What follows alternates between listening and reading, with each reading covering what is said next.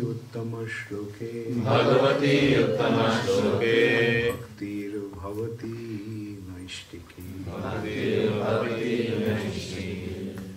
Srimad Bhagavatam, first canto, chapter 4, the appearance of Sri Narad, text 3.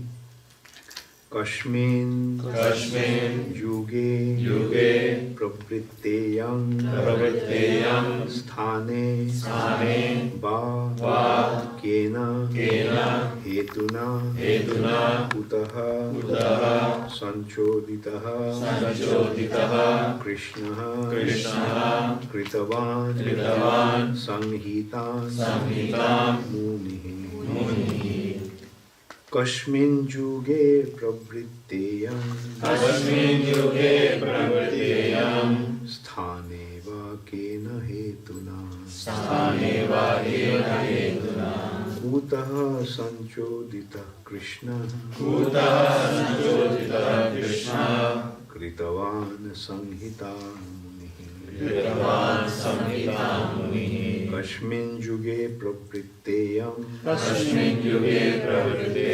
Sthane Va Kena Hetuna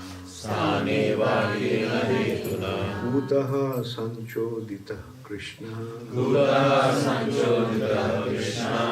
Kritavan Samhitam Munihi. Kashmin Yuge Pravritteyam Yuge period. Pravritta was begun. Iyam this.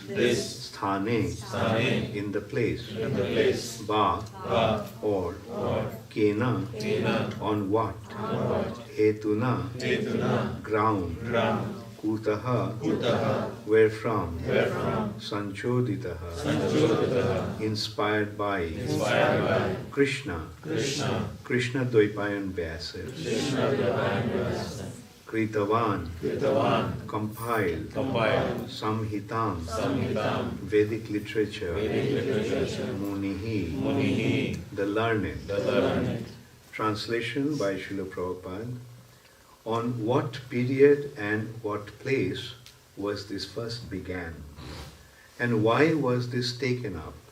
From where did Krishna Dvaipayan Vyasa, the great sage, get the inspiration to compile this literature?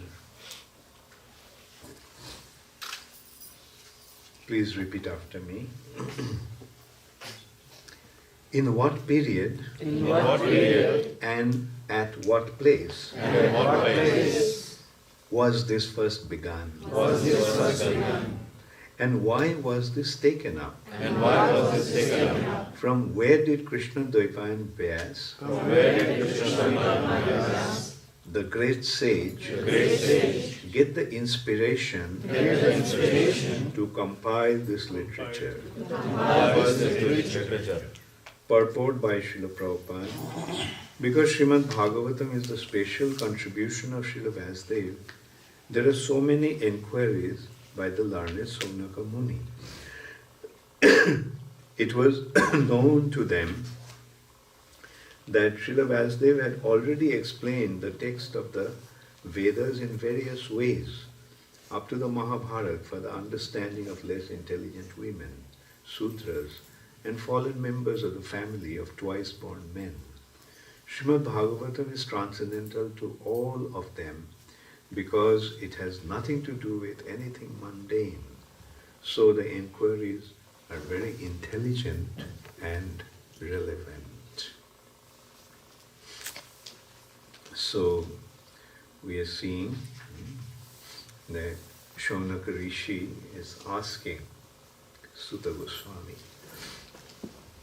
Actually, transcendental knowledge is distributed, or the transcendental knowledge flows through question answers.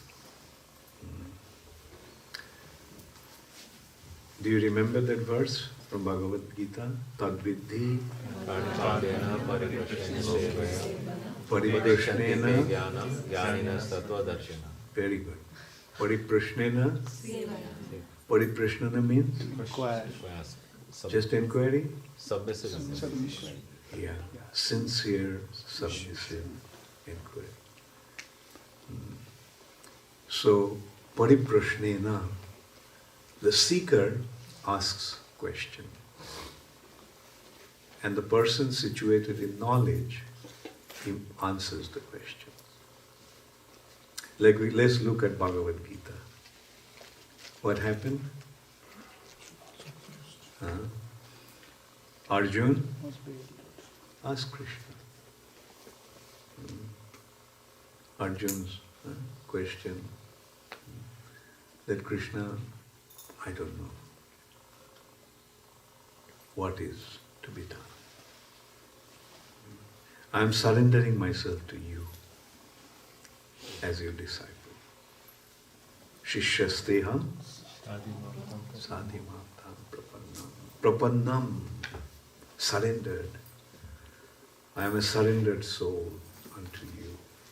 And like this, I am becoming, as a disciple I am asking you this question. So the sincere inquiries is the basis of Bhagavad Gita. And the same way we are seeing Srimad Bhagavatam, same thing. Sincere inquiry. It began with Parikshit Maharaj. I'm going to leave my body in 7 days. What should I do now? What should be done? I'm left with only 7 days. And Sukadeva Goswami is answering. Shaunaka Rishi, on behalf of the sages in Naimisharanya, is inquiring. And Sutta Goswami is answering. So this is the process. A sincere inquiry must be there. Prabhupada said that 2 kinds of people don't have any questions. One, those who understood everything. And the other who didn't understand anything. Otherwise, the inquiry must be there. Want to know. So he's inquiring, how did it happen? How did Srimad Bhagavatam manifest? Vyasadeva had done all these, we know. But Bhagavatam was unknown. Bhagavatam didn't come directly from Vyasadeva in that way. Other things, all the way up to Mahabharata, he gave presentation. But Bhagavatam, he gave to Sukadeva Goswami. And then Sukadeva Goswami recited it to Parikshit Maharaj. And that's how Bhagavatam became manifest. Otherwise, Bhagavatam was not manifest until then. That means they were just stuck with Karma Kanda and Jnana Kanda. We notice that actually. Like prior to that period, we see, like when you read Ramayana, you will see generally what they're aspiring for. Heavenly planets. All their performing austerities and whatever they're doing is just to go to heavenly planets. But the spiritual sky has been kept. Not for all. For those who are really sincere seekers. Those who are really intelligent. Those who really wanted to elevate themselves to the higher planet. Higher situation. That incidence is, one chariot came from the heavenly planet to take one sage who has achieved perfection, or who had become qualified to go to heavenly planet. So chariot came to take him. So the charioteer and whoever came representing the heavenly Indra, told him, see, the chariot has come for you. We have come here to receive you, to take you. Please come. Oh, heavenly planet, what is there? Swargaloka, what is there? Oh, there is so much enjoyment. So much enjoyment. You can drink somaras, a celestial beverage. You can you can live in such opulent atmosphere. There, parijata flowers are there, and the desired trees are there. Whatever you want, you'll always get that. So many such facilities. And okay, so is it forever? So intelligent question. Is it only for the time being, or is it forever? No, it's not forever. As long as your punya is there, that long you can be there. What will happen? When my punya is finished, you'll have to come down here. If I have to come down here, then why go there? So that was the question. That was the point he made. Tell me what is beyond. And then he was told about the spiritual world. Like, see, ordinary people will get stuck with sense gratification. Their desire, their expectation will be just sense gratification. The degree will vary. An ordinary person will think, oh, a nice job and a beautiful wife. My life is complete and perfect. More intelligent person will aspire more. And even more intelligent person will have to have the enjoyment even beyond this life. But the most intelligent person would seek for a permanent happiness. Permanent happiness. So that permanent happiness, where can we get that? Not in heavenly planets. Not in even higher planetary systems. Then they search, the search goes, and they think that the permanent happiness will come from Brahmajyoti. The jnana, knowledge, will lead them to merging in Brahmajyoti. And by merging in Brahmajyoti, they'll find a sort of a semi-permanent situation, but not a permanent situation. Why not permanent situation? In Brahmajyoti, the existence aspect is there. But Ananda aspect is not there. Sat aspect is there, Chit aspect is there. Existent aspect is there, consciousness aspect is there. But Ananda aspect, Ladini aspect is not there. Therefore, now the question is, how do we get that situation where we will get permanent existence, eternal absolute knowledge, and eternal enjoyment?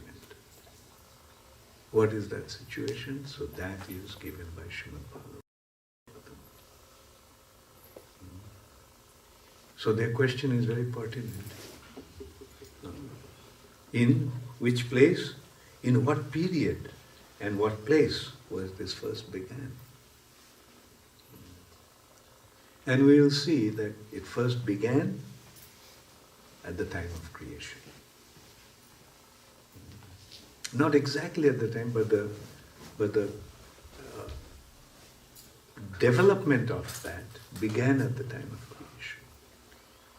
Brahma's inquiry, but no one is there to answer it. That's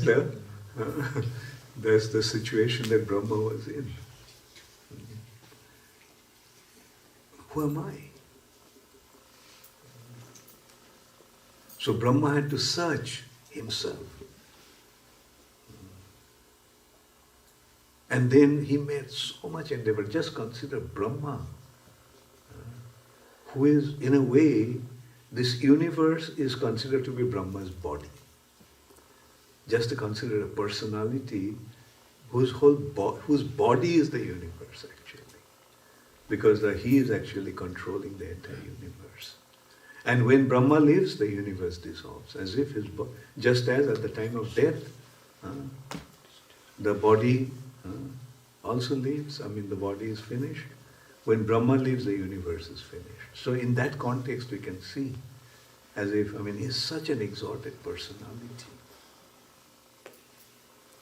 And that personality is questioning when no one is there to answer, and he's frustrated. But then what happened? The Lord gives inspiration. The Lord is there, and the sincere seeker, although cannot see the Lord, but he gets the answer. And what was the direction? Withdraw your senses. Don't search outside. Go inside. Go inside. Tapaha. Perform austerities. Austerity means to withdraw our consciousness, our senses internally. Generally, the tendency is to run outwardly, run out. Generally, we want to,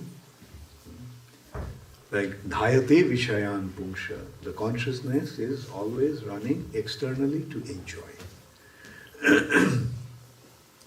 So, and austerity is actually the objective of austerity is to curb that tendency. To curb that tendency. Generally we want to do that, but no, don't do that. Restrain. That is the meaning of austerity. Tapaha. So Brahma then withdrew his consciousness and then projected his consciousness internally. And when he projected his consciousness internally, he heard a sound. A beautiful sound. And to him the sound appeared to be the sound of Omkar. But actually it was the sound of Krishna's flute. He heard Krishna's flute. But that sound came in the form of Omkar. Om. That's the first sound.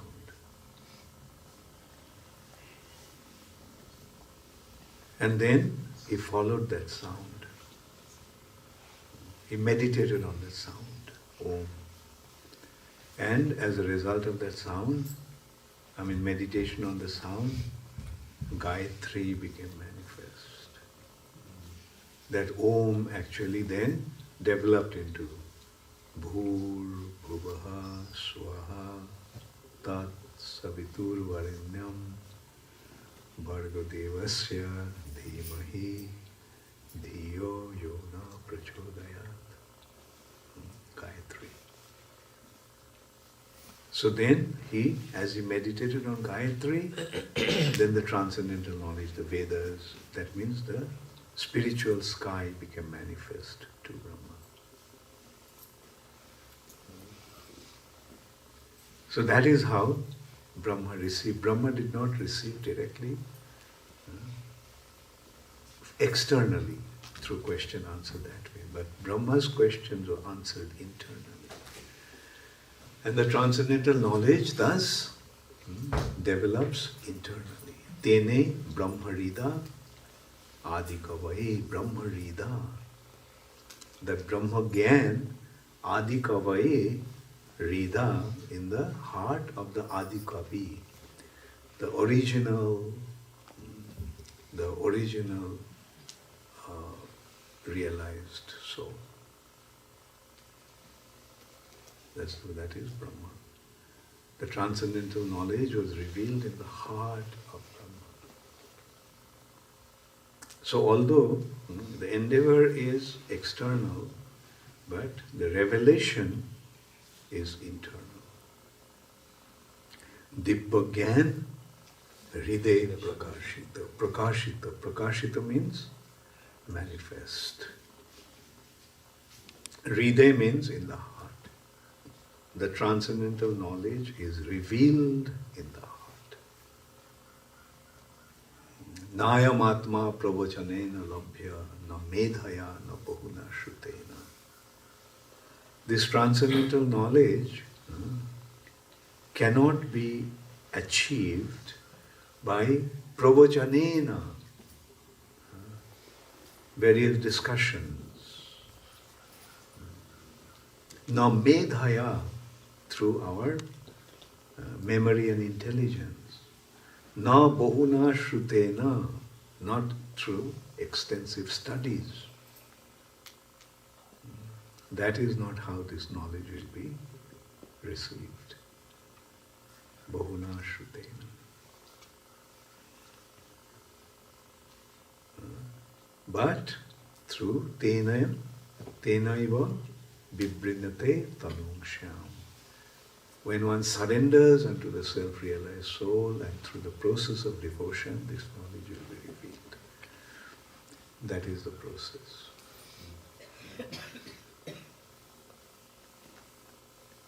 So, that is what Srimad Bhagavatam is actually giving us. Until and unless we come to the point of Srimad Bhagavatam, the transcendental knowledge will not be achieved. The transcendental knowledge will be revealed when you follow the process. Dibbogyan hriday prakashita. Prema bhakti jaha hoite. Through this Dibbogyan, what will happen? Prema bhakti. Loving devotion will develop. Avidya vinasha jati. And ignorance will be dispelled. Ignorance will be destroyed. Avidya vinasha jati. And vedegaya jaha vechamita. This is described in the Vedas. This is the real understanding of the Vedas. So, actually, Krishna is even beyond Vedas. Krishna is achieved only through Krishna. Approach to Krishna can be only through devotion, not otherwise. And devotion means surrender. Surrender through the proper process. First, surrender to the representative of Krishna. If somebody says, I want surrender to the representative of Krishna, but I'll surrender to Krishna, Krishna will also forget it. Like I sent my representatives, if you don't accept them, that means you are not accepting me. I made this arrangement. If you don't accept my arrangement, that means you are not accepting me. So this is a simple process. Like whether we like it or not, we have to have faith, and due to that faith we make the surrender, and the rest happens. Rest happens.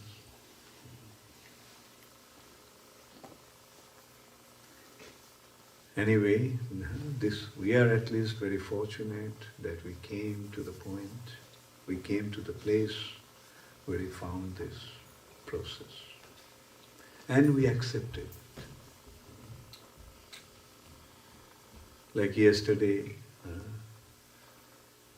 I was discussing with Aji Govinda and Kirtida. They were telling me about certain anxiety, and then I also called Aditya Narayan about an anxiety about preaching in Caru.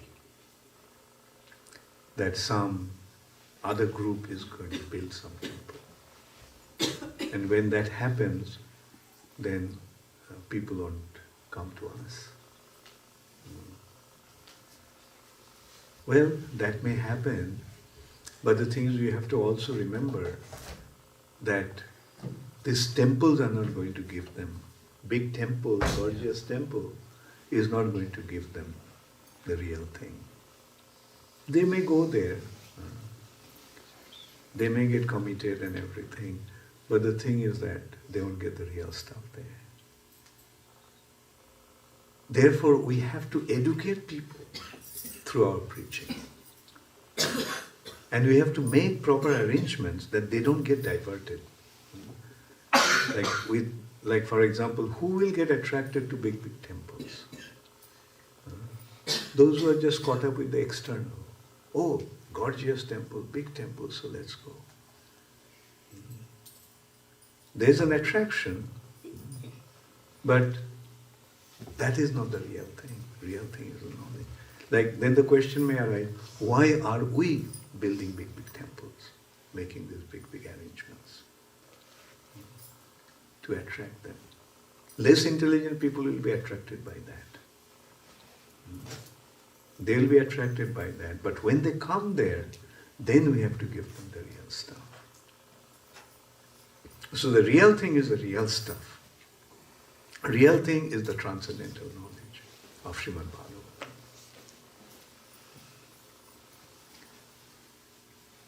And yes, we'll make this attraction, but that is not the important thing. Bring them here and then give them a good dose of Krishna consciousness. And that dose will make them immune to attraction to those temples. They'll make them immune to that attraction. Like we see, so many groups are building so many big, big temples, but they're empty. When Prabhupada came to America, he noticed that. Their temples, the churches are empty. Similarly, we're seeing now the Hindu groups are coming and building temples here, but they're empty. Although attractive, some people go there like a tourist visit. And I was telling also, I think I told Aditya Narayan, like in India, the most attractive temples are the Birla temples. But they're empty. No one goes there. Only tourists go there. Is their understanding of Krishna? They serve only some sugar for offering. Why? Oh, he doesn't eat. That is their understanding. Since he doesn't eat, why take the trouble to cook all this stuff? Better we eat them. But our understanding is Krishna eats. And then he gives it back to us. So offer it to him and then eat it. There is no loss. Rather, gain. Now the food has become karma-free. Now the food has been injected with Krishna's mercy, prasad. So the main point is that our business is to give the knowledge. Not just increase the number. That's another thing also. I'm sorry to say that, in many areas the number of congregation devotees are increasing. Number is increasing. Right? Many people even got initiated. But commitment to the movement is practically not there. They get initiated thinking that, I dumped my karma to this guy through initiation. Guru is there to take my karma. So now I have become free and that guy is going to suffer for me. And then no patta. Then you don't see those guys. It happens. I am experiencing that. They're dying to take initiation, but after initiation you don't see them. Even if I go to that place, they don't show up. Why did they take initiation? That means they didn't really understand it. And the thing is, this is one problem that we have, that we are not really teaching people, we are not really giving them the knowledge or the understanding. Chant 16 rounds. Yeah, I'm chanting 16 rounds. For how long? 1 year? Okay, now you're qualified to get initiation. Temple president gives recommendation. That's the ultimate goal. No, that's the beginning. That's the beginning. Initiation literally the word means beginning, initiation, beginning, and carry on after that. And in a way, I'm seeing that, the benefit of that, like when you spend time with them, you educate them, and people are attracted to this process and sincerely accept it. So, it is not that the people won't respond to our call. They'll respond to our call provided we make that call properly. We have to make that call properly. And when they come here, they must see that yes, this is what is the real thing. And here in Shaunaka Rishi is pointing that out. He is actually expressing that point. That I can see that this is the real thing, but how did it happen?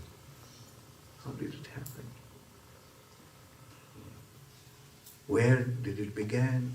When did it begin? How did it begin? So that is the sincere approach to that. And then when we get to know the process, then what happens? Everything becomes so easy. Like, follow the process. It's not difficult. In order to practice spiritual life, we don't have to leave home and go to the mountains or go to the forest. We can just stay wherever we are and practice the process without any difficulty. But we have to practice it properly. That's the condition. We have to practice it properly.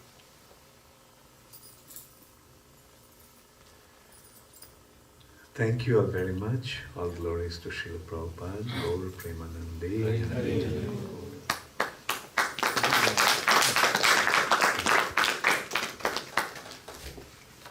Did you bring this copy? Maharaj, I actually just wanted to say that we brought all these books. It's like a donation from our North Carolina center. Oh, wonderful. So there's entire Srimad Bhagavatam, Briha Bhagavatamrita, and thank you. the 7-volume Prabhupada Lilamrita and some extra. Yeah, I was actually considering whether to take it from Krishna, what is called Krishna.com. Alachua, or order from BBT. And of course our thinking is taking a long time and Krishna fortunately sent you. Actually we have to get the books, order the books from BBT. Thank you, Hare Krishna. Where is it printed in this one? This we get it from same LA BBT. LA BBT. They are printed in Bombay actually. So see, India is... I remember in 1987, we had a BBT meeting in Sweden, and all the leaders of ISKCON assembled there, considering about the printing of the books. Swami actually organized that, and he was a BBT trustee, and at that time I actually proposed that why not print in India, where it will be a lot cheaper. And the quality you can control. You can send the paper, if in India we don't have proper paper, then send it. Because I was taking care of the printing of books in India at that time. And I remember Harikesh Swami laughed. He was laughing. India?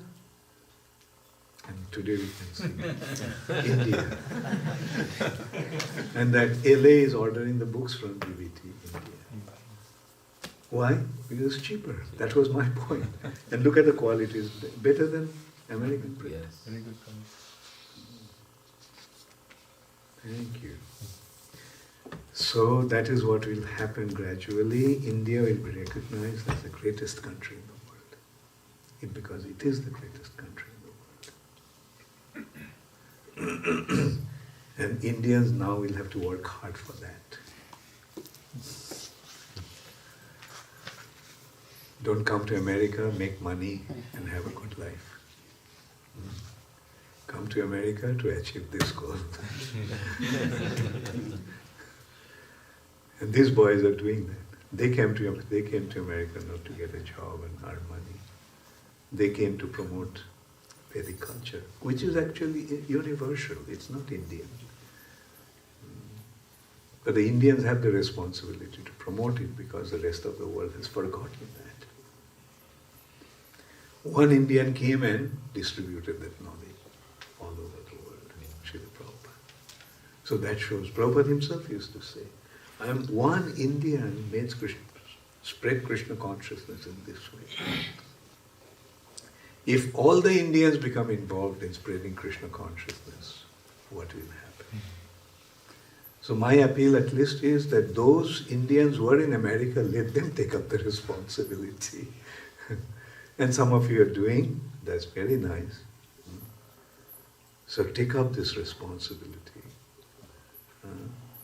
and do it jointly. This is one thing I should have actually mentioned yesterday. Prabhupada, do you remember Prabhupada's example of lame man and blind man? A lame man is useless, blind man is useless. But a lame man who doesn't have legs, but he has good eyes. But the blind man, he has strong legs, but no eyes. So if the blind man takes the lame man on his back, then together they can achieve some wonderful things. So, India is spiritually, India is materially lame. And West is spiritually blind. So what do we have to do? Climb on to the back of the Westerners and spread Krishna consciousness. So we have to, the point is that jointly we have to do it. When you do it jointly, the result is remarkable. That's the example I was actually giving yesterday. I mean, when we needed to do, we had to do official work. And fortunately, Soumya was here, Soumya Radhika was here with us. And I put her in the front and you go and deal with them. And, the job became so easy. Rasananda. On the other hand, if we went, then what would have happened? Oh, a bunch of Indians want to have something. No way. So that is how we have to do things jointly. So, materially lame and spiritually blind, let us work together. When we work together, then we become, with our inability to move goes away, and our inability to see also goes away. Thank you all very much. Hare Krishna. Yes, Ajay. Maharaj, you were mentioning about certain devotees who take initiation and then they are not connected to the Guru. And it is said that after the initiation, the relationship is between the Guru and the disciple. So, as a congregation member, as people are in preaching, do they owe some responsibility? I mean, to encourage them is obvious, but... Yeah, sure. Hare Krishna, Suchitra. Hare Gol, Kamalata. Where is Lalita?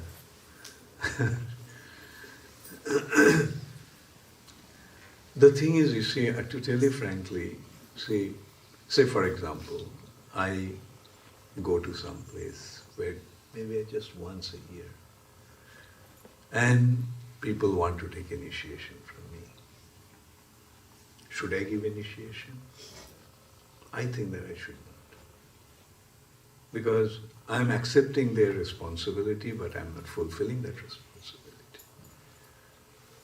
But what happens? I'm under pressure. Maharaj, you have to give initiation. These people chanting 16 rounds for so long and this and that. Although I tell them that, let them take initiation from somebody who is present locally and who can guide them. no Maharaj, they have developed faith in you and you have to, you know. So then why do I give initiation? With the hope that the local devotees are going to take care of them. And that's the arrangement that Srila Prabhupada made. Prabhupada was giving initiation, but he couldn't personally take care of them. But he made the arrangements. He wrote the books. He had the temples. He had the devotees that they take care of them. But now we embarked on another situation where we have to give initiation. Now, initiation is actually, if we consider, there are two aspects, Diksha and Shiksha. And you know, how do I analyze this Diksha and Shiksha situation? The admission to the university. Say you got, you want to have, you want to go to Harvard, right? So yes, you make an effort to get admitted, but just getting the admission to Harvard is enough? Or is that everything? No, it's the beginning. Now you got the admission, now you have to study and get the learning, get the knowledge, get the wisdom. So the Diksha and Shiksha, the Shiksha aspect is very important aspect, is the most important aspect. Through Diksha you are getting the admission, but through Shiksha you are going to get the knowledge. So that, and Prabhupada made that arrangement through ISKCON. This is the institution where you're going to get the knowledge.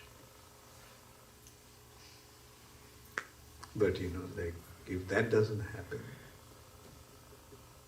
therefore my sincere request is don't recommend unqualified individuals. Those who are not serious about spiritual life, better not to give them. I won't say better not to give them the opportunity. I'm not going to say that. But I'm saying that prepare them for that, what they have come here for. And it is not, dependent upon a person's education, background, or so forth. The consideration is surrender to the process. Surrender. So if you surrender, then it will happen. Just by taking initiation, it's not going to happen. And I tell you, in congregation, most of the time, the initiation amounts to just that, They get the initiation, but, the Shiksha aspect is not there. So that's why, those who are on the field, they have to make it a point. I got initiated, I got a new name, new bead. That shouldn't be the only consideration. Thank you very much. Hare Krishna. Yes. Right, is there any difference between Srimad Bhagavatam and Bhagavad Purana? Good question. You see, like Bhagavad Puran is Srimad Bhagavatam, no doubt. That's the ultimate.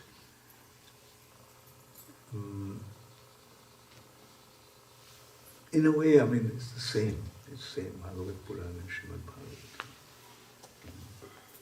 It's the same. And Guru, you quoted one verse, Pravachanena. Nayamatma pravachanena labhya. Is that, do you have any reference to It's one of the, I have to check it. I have to check that, where it is from. You'll find the shloka book. Yes. You'll find it there. It starts with Nayam.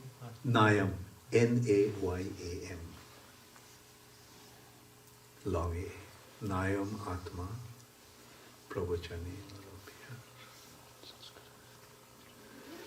Okay, thank you all very much. All glories to Srila Prabhupada. So now let me introduce two new arrivals here. This is Suchitra and Kalavati, her daughter. I'm sorry, Kamalata, her daughter. Suchitra lives in Orlando. You heard of Guru Gauranga? Suchitra is Guru Gauranga's wife. And Kamalata is Guru Gauranga's daughter. There's another daughter who opened the door, but then she disappeared. She opened the door for them and then she went away. And Suchitra came to dress the deities today. Thank you, Suchitra. And these devotees, many of them are from North Carolina. Suchitra lived in North Carolina also for some time. Yeah, yesterday I was mentioning about I was staying next to Krishna Das's house at Guru Gauranga's place. So that was Suchitra's place. And they played a very important role about getting this place. It's Guru Gauranga who actually found this place. And he did all the negotiations and everything. Unfortunately, he's not here right now. He went to South Africa. He has his business there. And yeah, some of them are from North Carolina, some of them are from Charlotte. And most of them, or all of them, are from the spiritual side. Thank you, Hare Krishna, all glories to Srila Prabhupada. This is from Katha Upanishad. Yeah. Yeah, thank you. Nayam atma pravachanena labhyo, na medhaya na bahuna shrutena, jame vaisha brinute tena labhas, tashaisha atma brinute tanumsham. Katha Upanishad 1-9. So many of you will be leaving today, yes, after breakfast, okay, and many of you will be staying here today.